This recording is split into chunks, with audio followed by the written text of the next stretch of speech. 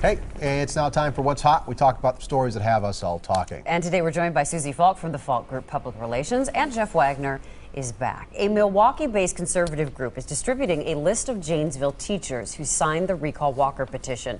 It includes their name, salary, and a form encouraging parents to contact the school and ask for their children to be assigned to classrooms featuring non-radical teachers.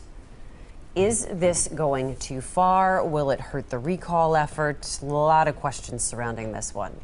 I think it's going to hurt the recall election. I think this group that's behind the Citizens for Responsible Government, they're not being very responsible. I know that they're working with an anonymous group out of Janesville who's actually doing the distribution of these brochures in mailboxes attached to the Janesville Gazette, which is a big no-no. And, you know, I mean, it's one thing to call out some of these teachers that signed the recall, but it's another to state their salary and then at the bottom of this form to say, please send this note in to the school superintendent asking your kids to be reassigned from one of these radical teachers if they sign this recall petition. I think this is just irresponsible. Well, see, I don't have a problem with listing the salaries. That's public record, and Janesville happens to be one of the 3 school districts in the state that didn't agree to, where the teachers refused to agree to contribute more to their pensions and to their health care. So to that extent, it's fine. What I don't get about this is when it goes that next step, where they're saying, okay, try to do something about the radical teachers. I think just because you signed a recall petition doesn't necessarily make you a radical teacher. I actually, candidly, I'm not sure this is going to have too much effect one way or the other. Well, it's scaring people, though. And I think it has a piss-off factor. I think it does too. And the superintendent, bless her heart, she says, you know what, these if anybody sends me this note, it's going in the garbage. Because you know what, it's not up to this group that's controlling this group of parents to send in this note about their teacher being radical. I mean, come on, folks. Well, again, these are good teachers and they work really hard for their money. And so nobody disputes that, but at the same time, if it's going to be poor teachers, we're underpaid, you know, and Scott Walker is destroying education, I think it's fair for people to see how much money these teachers really do make. And this doesn't even include the cost of benefits. So, again, I think it's kind of a two-edged sword. All right, coming up next, breast cancer. We are joined, both of them in studio today, against most safety rules, by both Jeff Wagner and Susie Falk at the same time. Well, a woman in the UK upset with Facebook deeming some of her photos pornographic. According to the Daily Mail, Joanne Jackson beat breast cancer. She had a series of photos taken to celebrate beating the disease, some of which showed where she had a mastectomy and where her right breast used to be. Should Facebook have flagged those images as obscene? No.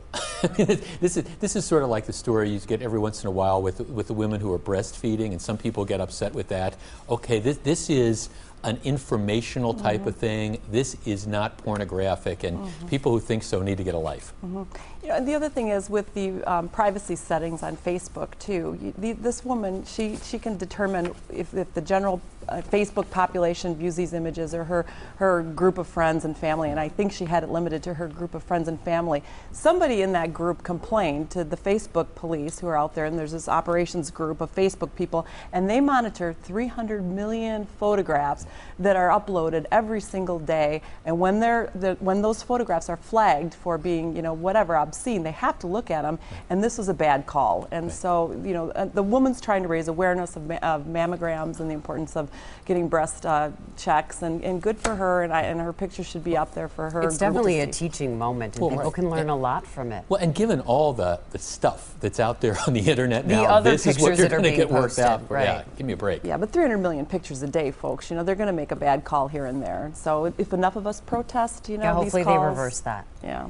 Our third topic, with the popularity of chick lit literature, which is geared toward women, Esquire magazine about to launch fiction for men. Question, is this really necessary? Male authors already write about 83% of the published books in the U.S. Or is there a new segment of readers out there? I'm trying to think what men's lit would be. It would be, well, they call it Playboy magazine.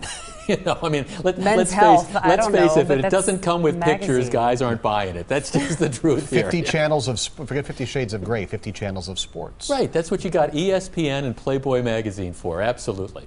I think men like fiction. I know a lot of Yeah, but is Harry this- Potter fans out there. Is this PR approach going to work, Susie?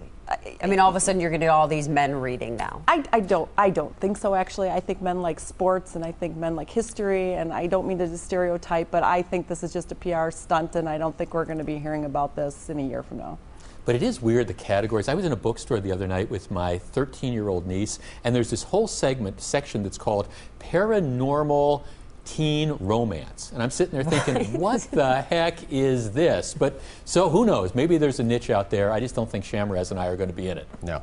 I have a couple of James Elroy novels on my reading list for the summer, so that's manly enough for me. Well, I think you guys should read a few of these and get back to us. A little.